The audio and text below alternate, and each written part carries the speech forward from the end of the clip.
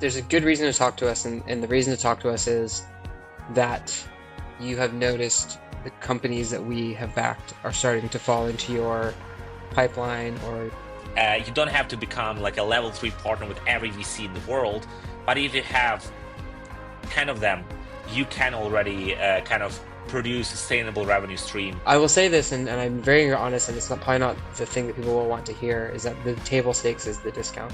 Send me your um, hit list of companies that you need an intro to their CFO now. Don't give me like, okay, well, cool. I will look forward to you inviting me to your next event to speak, or I want to be introduced to all of your CFO. Like, no, there's no such thing as too big a discount.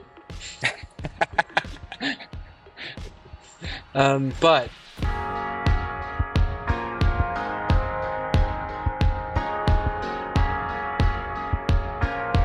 Welcome back to another episode of Alliances.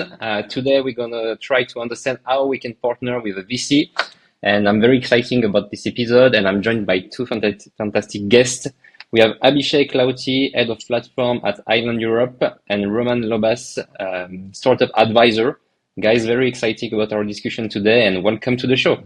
Maybe to start with you, Abhishek, I'd like to understand better, what is a head of platform, and maybe you can go us through, your organization at Island Europe to better understand what's your current role. yeah, head of platform is a VC term for a person who's the value add lead at the VC. We exist in many forms across the stages of VC, but generally what we're tasked with doing is helping our portfolio companies just get better after investments, even in the deal cycle. And that could be anything from business development, advisors, talent, community events. The job is amorphic enough that it means that we will do everything from PR to branding to partnerships and so on. So it means a lot to a lot of people at Highland Europe. We've specifically aligned it with our growth stage where we look at advisors, experts, and community. But that doesn't mean that, I don't get pulled into the odd thing here and there. Great. And I've seen that some VC, but maybe it's more PE firms that they have some operating partners. Do we often see that, in VC, or is it more for private equity firms? Classically, private equity, um, it is a thing that operating partner would almost be like deployed into companies to do work at those companies. There are a lot of VCs that have an operating partner now, but that tends to be a slightly different thing. It tends to be more internal operating partners. There are venture partners, which are kind of more classic PE operating partners, but for a VC, like an operating partner would just be sort of a progression of a platform role, usually. So people like Bessemer and Sapphire, where I used to work, they have what you would call operating partners, partners of that level who specifically don't do investments but add value. Okay. Just understanding what you're doing is like a very busy role. How do you organize your day actually? Because it seems that you're doing so many things. I don't actually. I think my team would be appalled when they see the calendar every week and then understanding all the things I do. In fact, they do tell me maybe take a little bit of breathing time. Classic question I've gotten in my life is, what's your average day look like? And I have no answer to that. The most average day I get is a Monday where we have a bunch of team meetings. So some of it's structured, but in addition to this podcast recording today, I was talking to people who are experts in events because we're going to expand our events efforts. I was talking to insurance providers for portfolio companies to just get a sense of who's really helpful there. And I have some talent conversations later, and I am going to be meeting with one of our key partners later. So it is a complete swath. And, the CFO called me into a meeting the other day and we are looking at complete different thing for FX rate providers. So yeah, I don't know how I organize my day, to be honest with you. I wish I could figure it out. Yeah. Same for you, Roman, from your experience. So the fun thing about head of platform within a VC, it's kind of like you're a point of contact for literally everyone. So you represent the fund to portfolio companies and support them. Then you have the advisors externally who kind of you connect to portfolio companies. You sometimes help with hiring. You sometimes help with solutions like partnership stuff, et cetera, et cetera, et cetera. And then I admire Abhishek for staying in the role and doing so much good work because it is busy. I had the pleasure of doing something similar in a smaller VC fund as well. Yeah, it's quite a fun schedule. Let's say it. Let's call it this way. Yeah, and how did you end up, in that role, Abhishek? I know that you work in startup, previous Island Europe, if I'm not wrong. Prior to Highland Europe was another VC firm, but it was a very similar type of role. But yeah, prior to that, I was at Dropbox. I was there for about 6.5 years pre-IPO, past IPO. Um, I mean, the most obvious quick answer to you is I was recruited by a firm into the role. The longer answer is that I think I made sense of what it is because I had this interesting mixed background of being really good at partnerships, understanding how partnerships can really drive a lot of the effort of platform. So at Sapphire, the role was a business development role, which was going and finding the potential buyers. And if you're not a partnerships person, you view that as a very obvious, okay, I'll go find transactional people at big brands to buy the technology in my portfolio. And it's really not that. It is really like you are a partner manager and your partners are your customer, really. And you get lucky that you serve your portfolio with a really good partner. So truly, truly, truly, it was how do you trade information, experiences, engagements? How do you give two and ask for one with the CIO at Ferrero or the CTO at Ed Brown Company or Uniqlo's head of supply chain or whatever that is, in order to then say, hey, there's a good opportunity for you guys to talk to portfolio company X, Y, or Z. Or we don't have anybody in our portfolio that can solve that problem, but we're looking at some cool companies. Let me grab my investors and they can advise you on who you can talk to.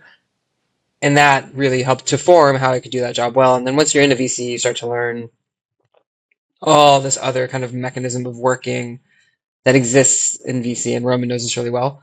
That when I got to a head of platform role, I was like, okay, great, the pie is bigger. I just need to do more. Okay. Okay, great. And do you have some targets, guys, when working with VC? Targets, achieving some revenue with startup, or not really? It's just growing the portfolio. And do you have something like that internally? Roman, I think you should answer like targets with the VCs. Maybe do you from your previous roles? You mean within a partnerships role, targeting VCs and working with VCs, or do you mean within like as a head of platform? Yeah, I would say more as a head of platform, in the VC. Yeah, we're measured in a couple of strange ways, based more on the actions that we do.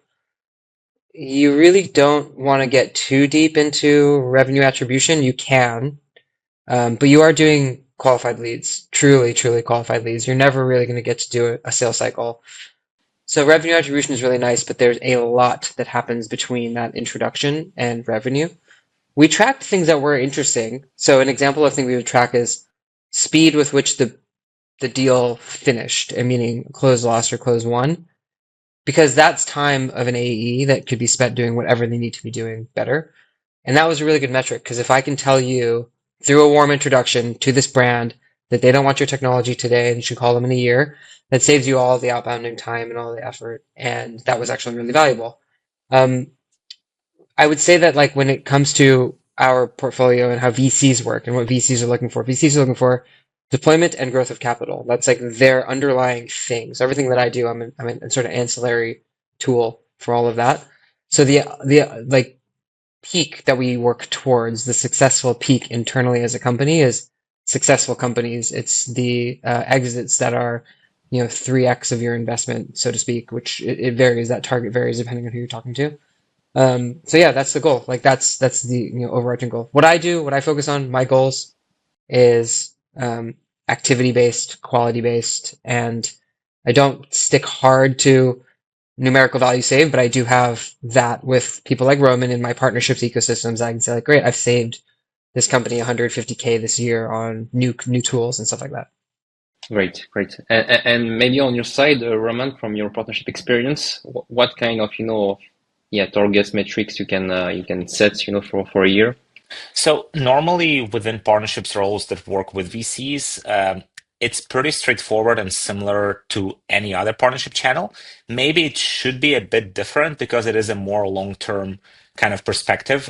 But normally partner managers would be measured on either revenue or sales qualified opportunities. Also pipeline. So those would be kind of the main three that probably most of the companies would use. Some companies use also portfolio penetration. So when they have, let's say, top 5 VCs they are working with, and they spend 80% of their time on those. Kind of what's the percentage of the portfolio that's using the solution that they are providing? So HubSpot or whatnot. So how many of the portfolio companies use that as a CRM? That could be one of the targets as well. There is some. I've seen some programs that try to say that number of partners that they onboard, so VCs that have the perk or that are onboarded as partners, is the metric or the KPI. I don't think that's a very relevant thing.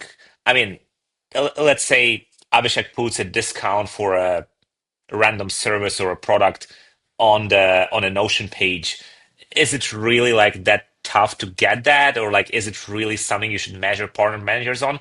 So I don't think that's a very relevant thing. But yeah, I would say pipeline is probably the best metric to do when it comes to partnering with VCs. Although take kind of a bit more long term approach and maybe don't put a metric of X amount of dollars for the first month of working with the VC, because it just takes time to warm up and kind of build up the relationship. Okay, great, great. I'm very interested, guys, to have your experience because from my perspective, I think that the VC PE motion is maybe underestimated at the moment. So yeah, I wanted to learn a lot from you. Maybe first question is how to contact you. When is it relevant to contact a VC? What makes sense for you, Abhishek? Yeah, it's a good question. There's there's a good reason to talk to us, and the reason to talk to us is that you have noticed the companies that we have backed are starting to fall into your pipeline or your customer base. I mean, really, that's the best thing. Think of a VC's portfolio as an intimate group of people who can easily contact each other. So whenever you get a job, someone's going to back channel reference you. Whenever VCs are looking to do any sort of purchasing, or their portfolio companies are, they will back channel reference the technology. So recently we had an HR leader who's looking at HRISs, and yeah, she did ask us. She asked her fellow HR leaders, and they all collaborated a little bit to give her 3 or 4 to go after. Is that fair to sort of the new up and comers? No, but like you are running a company that has marketing and acquisition tied to it as well, so you should be doing a couple of motions of acquisition. So it's important to talk to me when you see any sort of attachment occurring. Hey, we've got 2 or 3 of your companies using this. Let's talk more. Um, it's important also to talk to us when you're ready. You'd be surprised at how many very early companies think that they're just going to be able to get in, and um, we have high bars of entry because we just know a lot of companies, and we have high bars of entry for the companies that we invest with too. And if you don't have the people that you need to service a partnership, we'll talk about this later, but it's very important that you don't just like throw a discount onto a page and think that that's going to get you a bunch of business. And similarly too, like if the product is not robust enough, the worst thing you can have is a churned user, which does happen. If there's like, oh, that looks cool, I'll get the discount on it and start messing with it. It's not great. I'm going to churn it. That's potentially lifetime revenue lost for a while, and arguably because a lot of our talent does kind of jump across the portfolio if they're quite good, maybe other companies that you won't get to work with in the future. So it's really important you have those 2 things in mind. Great. And maybe on your think, Roman, maybe, in the past, on your previous experience, you were working with tech partnerships or, consultant, etc. When did the company decide to go for VC or PE? And why did you make this move? So, to be honest, I think that VC kind of partner motion is getting more and more popular. I'm part of this community of partnership leaders that actually we met through as well. And I see more and more companies searching for such role, more and more companies reaching out and just asking a few questions of how to run it as well. And it's getting more traction right now. However, I would say that Abhishek is very right. You need to be ready for it. And if you have just started a company and have a kind of a very rough product that kind of works for a select few customers that you have kind of onboarded with a white glove service, and you reach out to 100 VC funds and say, hey guys, recommend me to all your portfolio companies, that's probably going to do nothing.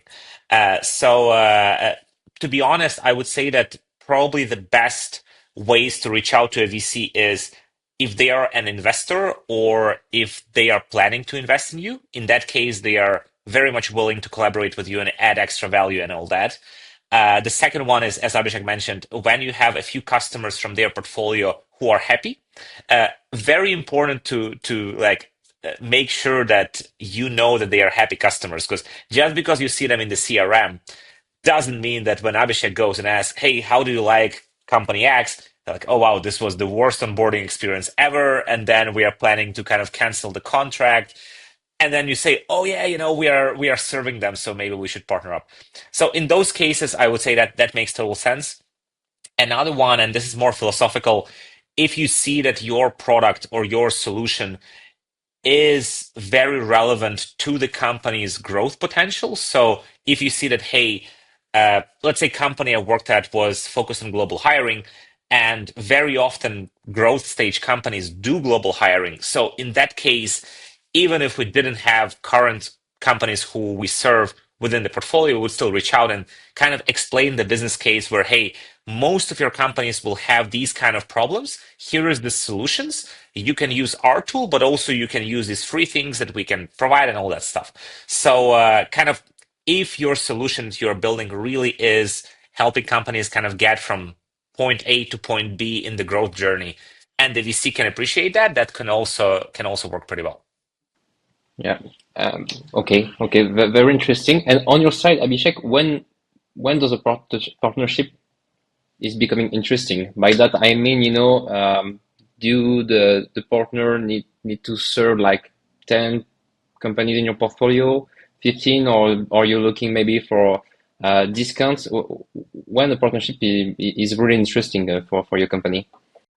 There's a life cycle to that. It's important to know that, as with all things, uh, you don't really want to bite off more than you can chew because you need to let things marinate and grow.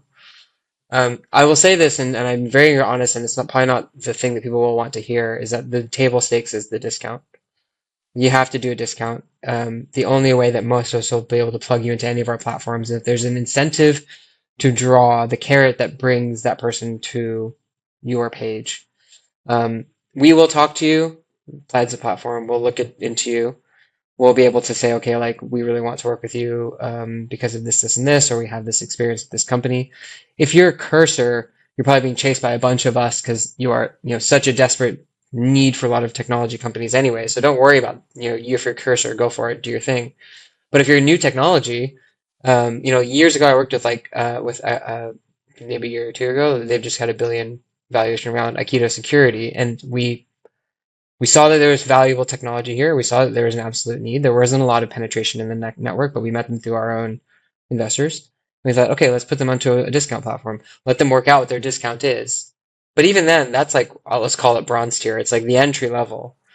And it becomes interesting when there's better attachment across the portfolio. I'm looking at this never from like a one company to one company. I'm looking at it from a multi-company to one company. So once I get like three or four of you, I start to notice that there's good traction here. There's better alignment with what you're trying to do and what you're trying to offer and what the team is trying to do or what the teams are trying to grow into. So you start to see that there's like life cycle alignments that will occur, and that's really nice. The silver tier is that you and I, as a partner manager, can talk more, can have a dialogue. We can think about, do you want to sponsor any events together? Do we want to be more plugged in? Should I invite you as a partner in the HR space to my upcoming HR event so you can just be in attendance? You don't have to present anything, but like it's a great networking opportunity. There's probably some customers there. That gold tier is there for when you've got really good penetration across the portfolio, but also you are a trusted advisor in whatever we need. And that's like, hey, triage. Like we know a third of our companies use you. That's not the problem. The problem is that we need a person that we can trust to navigate the organization to solve a crisis. And you don't want to pull that thread a lot. You don't want to work on that thread a lot. You want to make sure that the people who you work with are really, really strong partners. But it's the most important thing to have. I've been in an experience where a really, really solid partner helped a company with really terrible billing surprise, a really terrible billing surprise.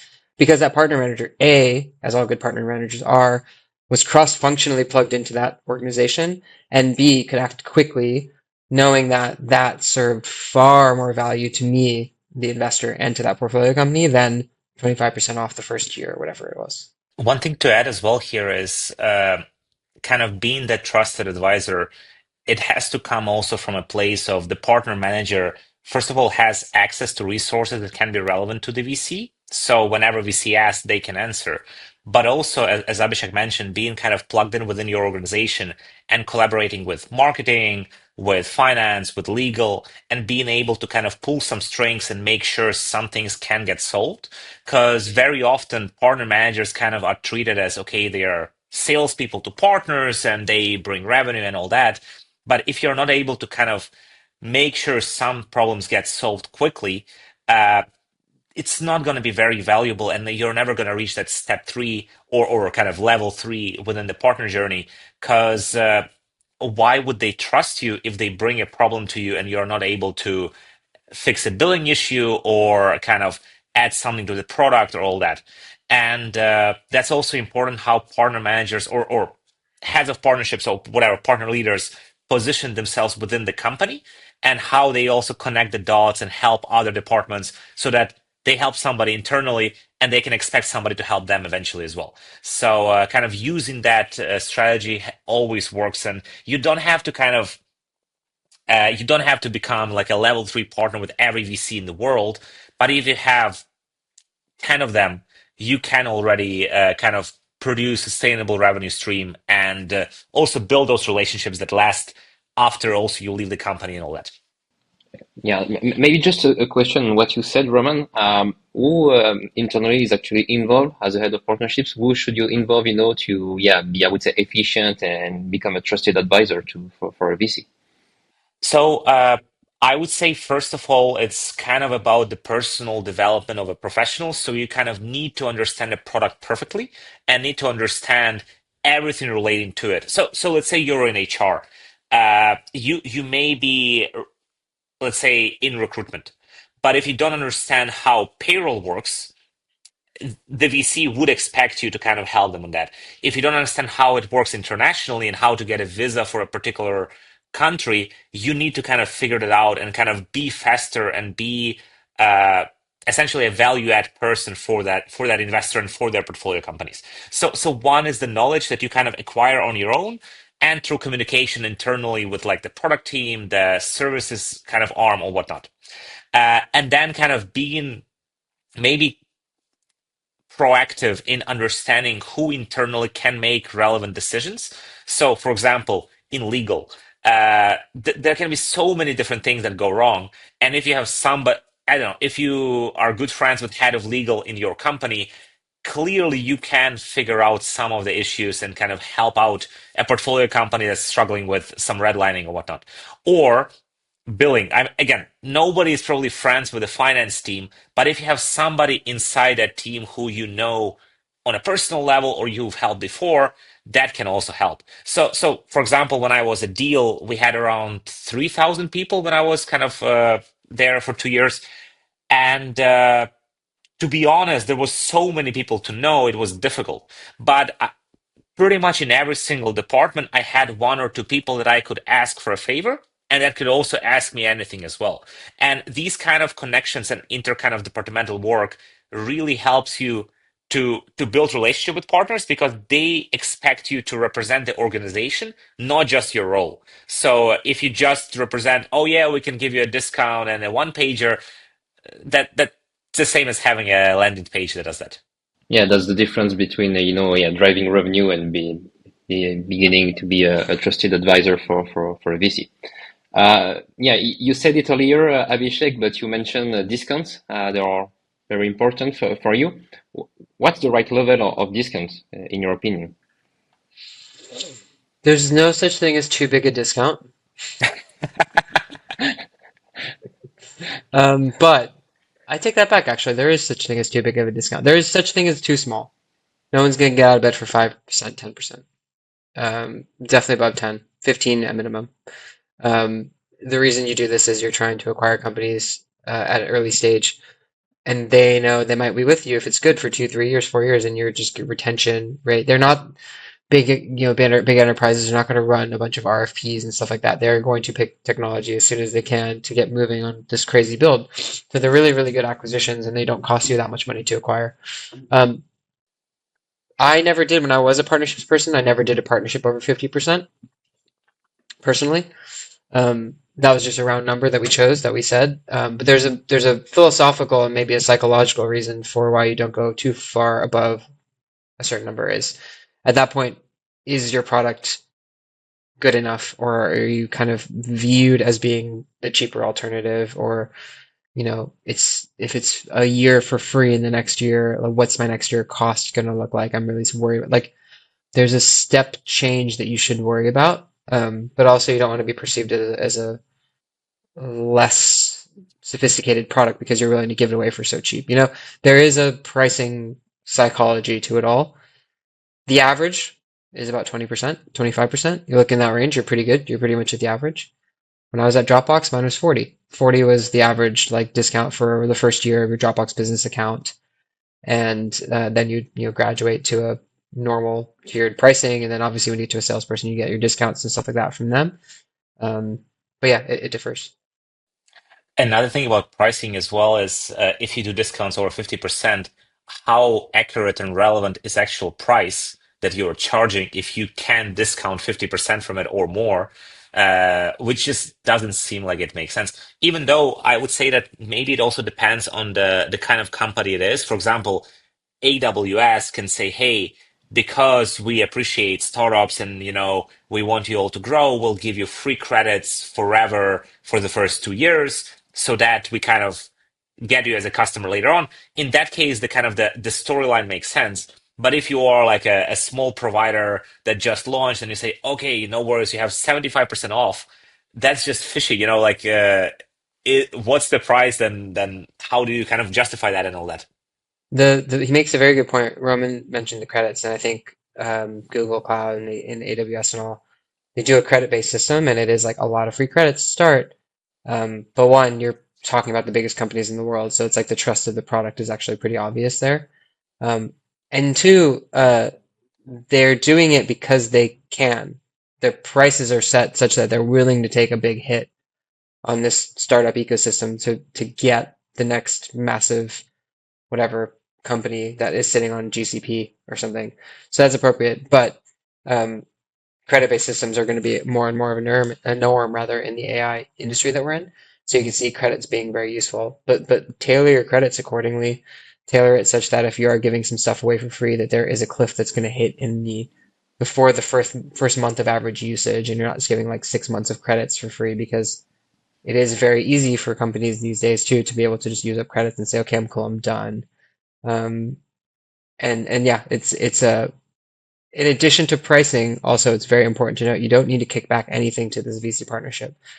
There's very few VCs who can even take in any sort of revenue, truly. So build that into your idea of cost. You have a channel, or if you're going to build a channel, there's referral fees that are built into the cost and the price cuts that you're going to do. You're not going to have that. I don't ever want you to pay me for partnerships. In fact, if you have money to give to your partners in this way, I'd rather you pump it over to the next portfolio company to give them a discount. I'd rather that money be spent there. Yeah, you've said something very interesting. You mentioned, AI. We know that we are moving, from seat-based pricing to usage-based pricing. Do you see that in the approach today, Abhishek, from some partners that want to partner with you? It's a mix, yeah. I mean, there's some people who are pricing is such a weird. We find it so interesting that we're doing pricing webinars once or twice a year, just to even if 90% of what's in there, 10% can change so much for a company that we do these things so that you just stay sharp as a portfolio company. Um, I think, for example, pure seat-based pricing is rarer, but it still exists. And it's still something that you can work for and towards.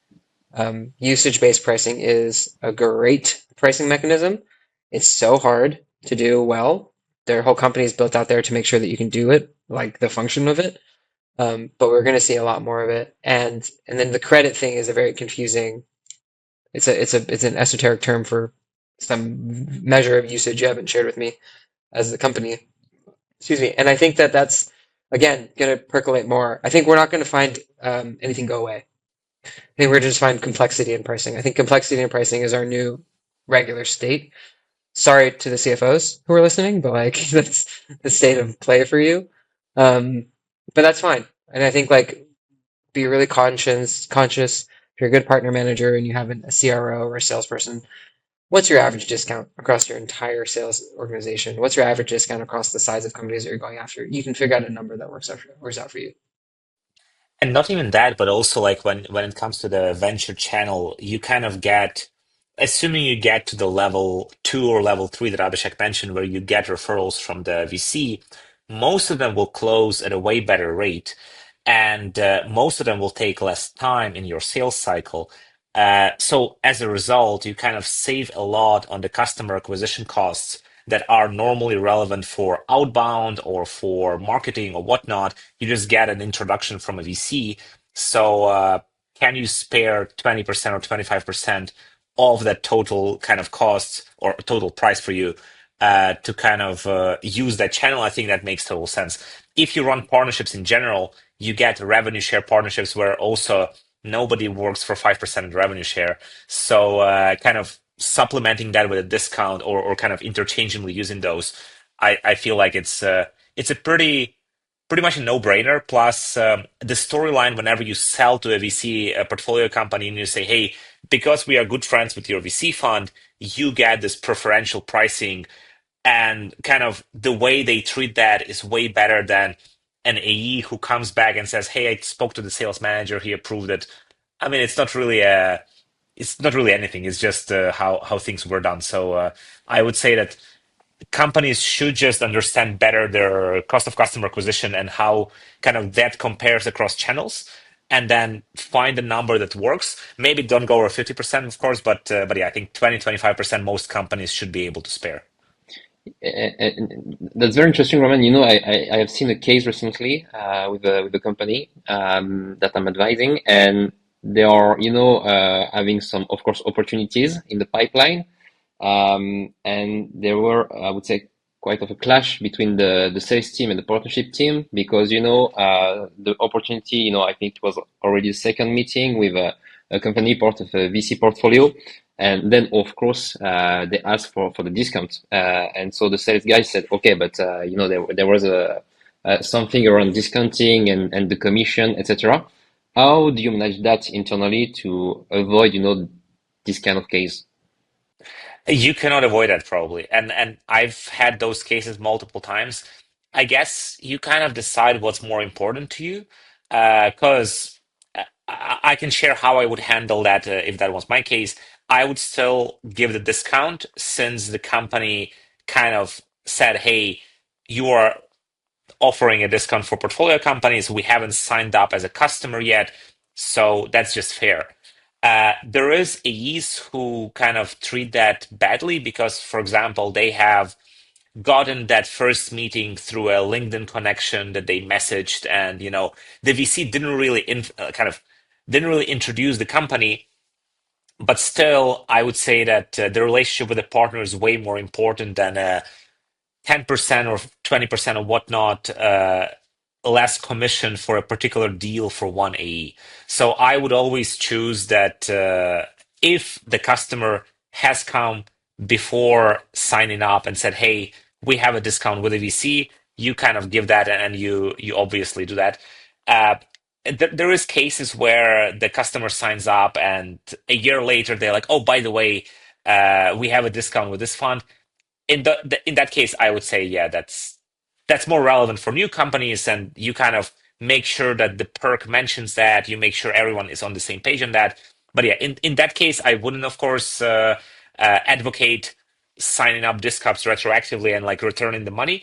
But if it is before the customer signs up, then it's totally fair to the VC fund, to the customer, and to us as an organization, because that's the deal we kind of created with a partner. So we have to adhere to it. Yeah, and I think you don't want to create frustration with the VC because you're not willing to sign with just a single company in the portfolio. Um, we have discussed, about discounts, also, relationship, how we can help. What should we know the importance of the give to get, in the partnership world? What should we give to a VC on top of that? There is a couple of things that we find really, really helpful.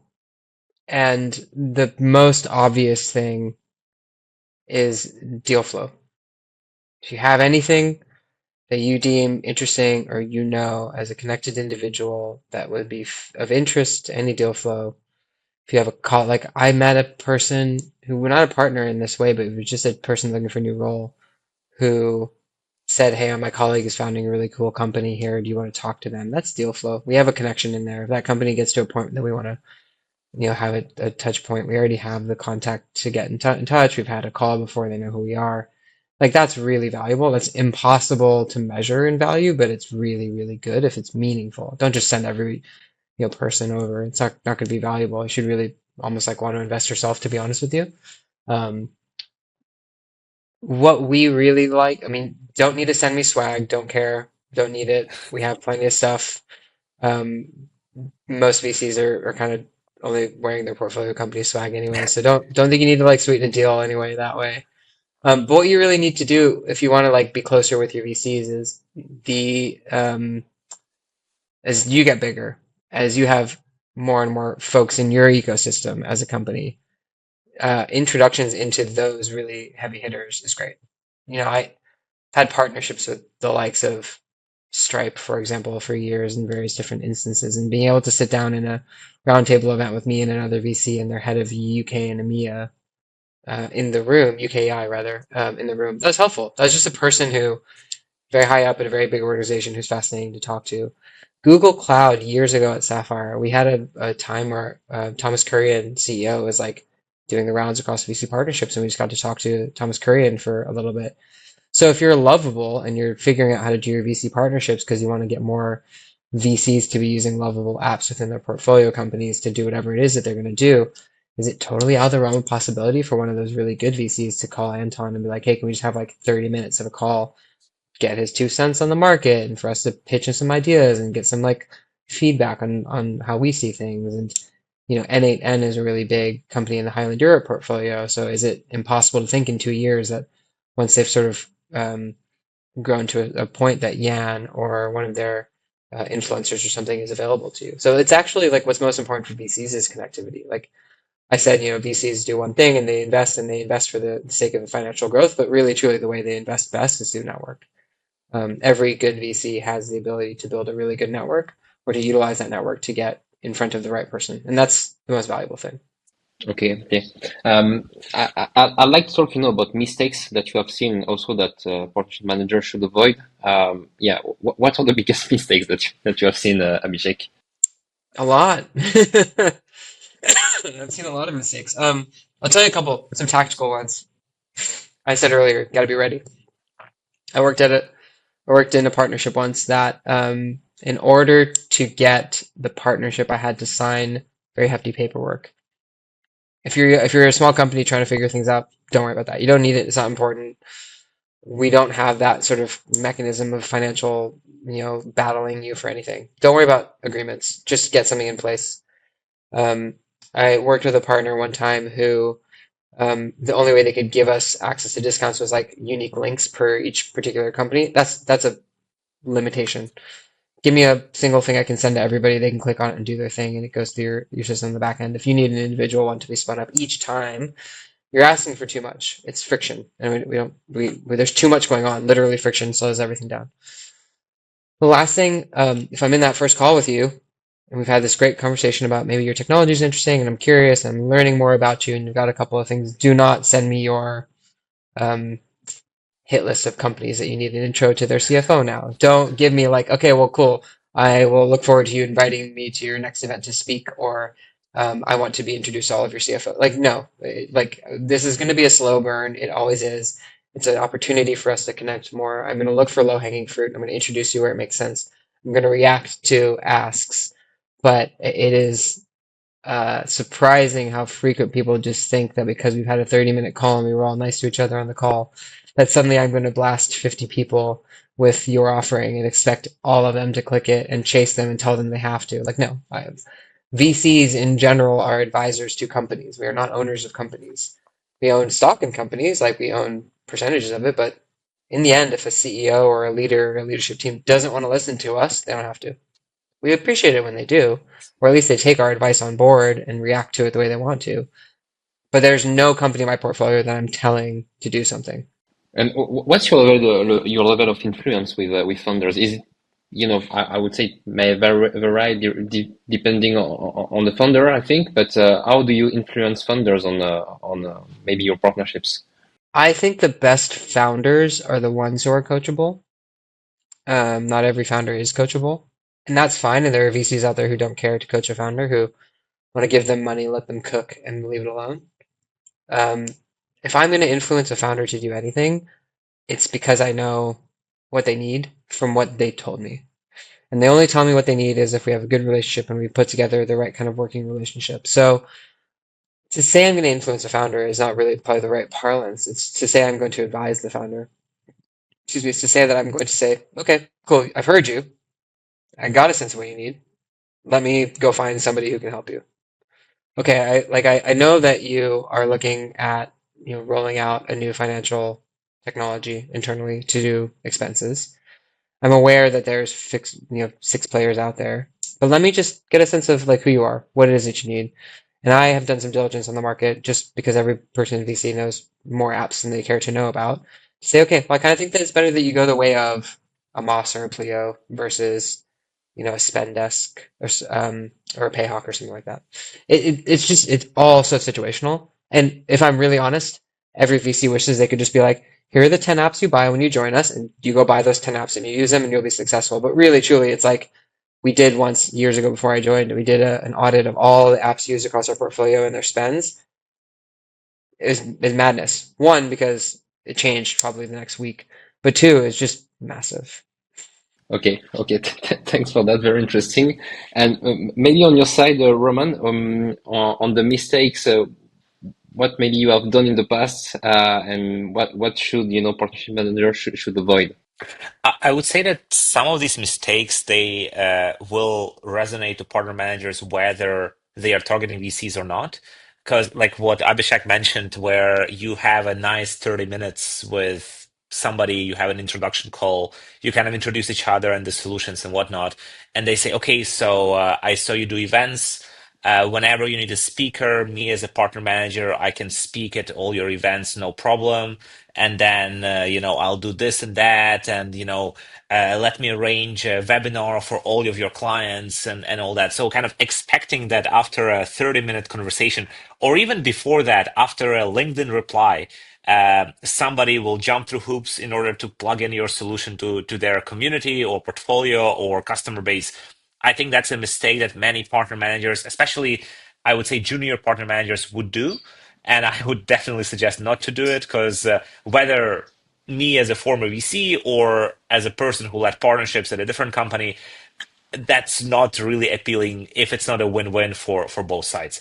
Um, I would say that yeah, expecting the VC to kind of work for you and to be your salesperson, that's a really wrong expectation, and mostly partnership people don't have that, but they do get a lot of pressure from whoever they report to, head of sales, CRO, CEO, whatever it is, to be like, yeah, but we partnered with this fund. Where are those portfolio companies? It's been already 2 weeks. What happened? Did the partnership not work out? So, kind of treating this as a short-term benefit or short-term gain is probably the wrong idea and the wrong perspective. But overall, I would say that probably the best partner managers with VCs, they create as smooth and as convenient of a process for the partner to refer business, but also to communicate with them as a point of contact and as that trust advisor.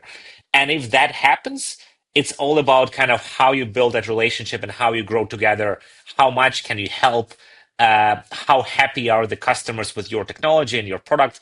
Because at the end of the day, whatever nice person you are and how much deal flow you refer, if the product is not there or if the product isn't really meeting the expectations, it's also not going to work out. So I would say there's many moving parts, and the partnership person, they have influence only on a handful of things. But I would say increasing that influence over more things and kind of being a good bridge between the company and the partner. Uh, That's what probably the best ones do, and the ones who kind of hit their targets and exceed expectations and get promoted, those are the ones that do that. Okay, awesome, guys. Thank you for that. And maybe on the other side, how to engage with VC? We mentioned that a bit earlier, but how do you like it? Yeah, what's the best way to engage with you, Abhishek, today? I mean, best way to engage with me, if you get a warm introduction to a VC, it's the best thing. If you have VCs, go to them, start with them.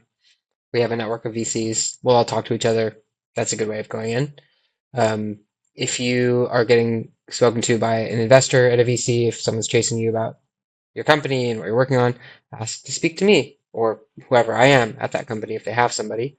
And say like, hey, I'd love to just see if I can like provide something that would help your portfolio be better as well.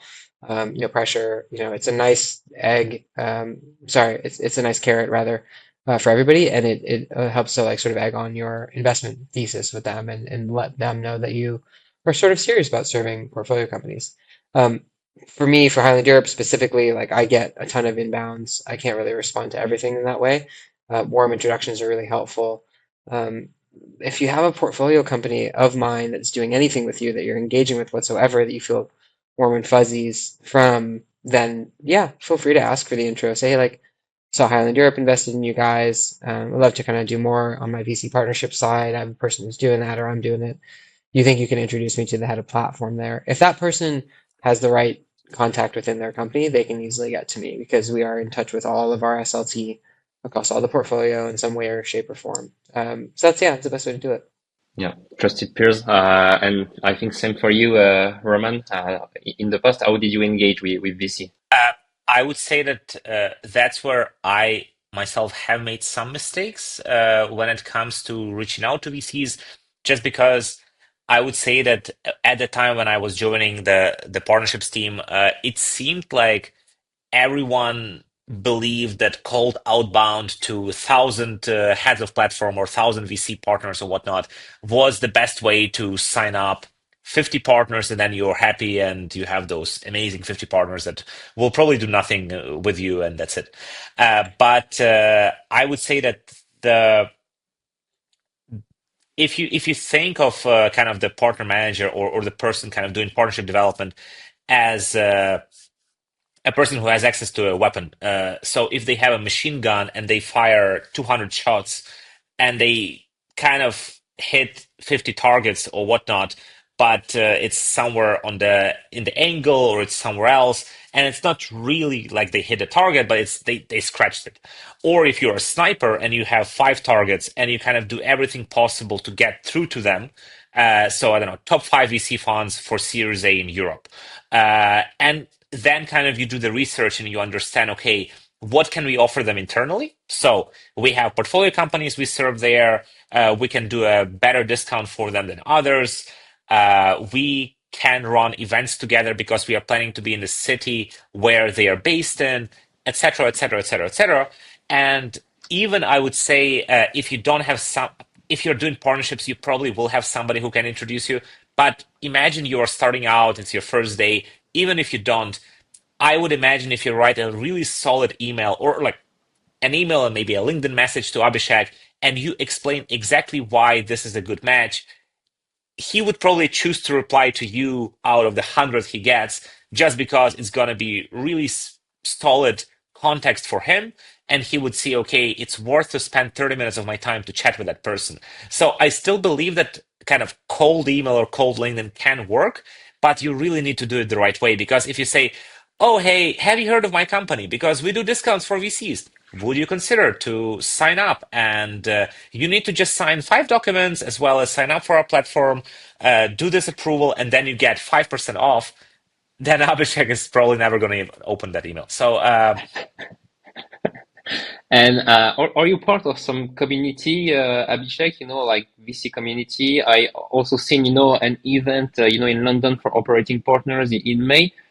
Is it, the right places to meet you, but maybe have some recommendation from peers? Yeah, VC ecosystem is really tight. People on platform are usually like solo operators or they're small teams internally, so we don't get to talk to a lot of our peers. So we do have an ecosystem. VC platform is the one that I'm a part of. I'm on the board of, and it's a great one. Really, really useful globally to connect.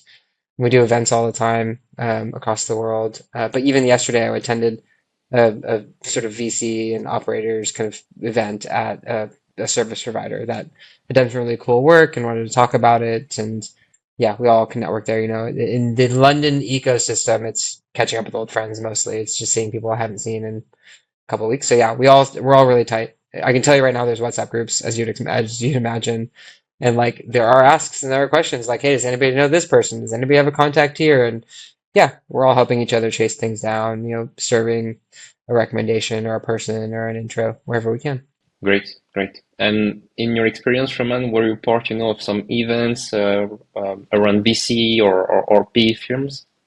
So I met Abhishek at an event, I think it was 7 years ago or something. But I mean, he was working at Dropbox, so he was kind of involved in partnerships there. But at that time, I was working in finance, so it wasn't even anything remotely close to what that would be. But to be honest, I would say that large events similar to, let's say, Tech Barbecue or Slush or Web Summit, they're okay to meet people, especially at those side events and maybe some after parties and all that.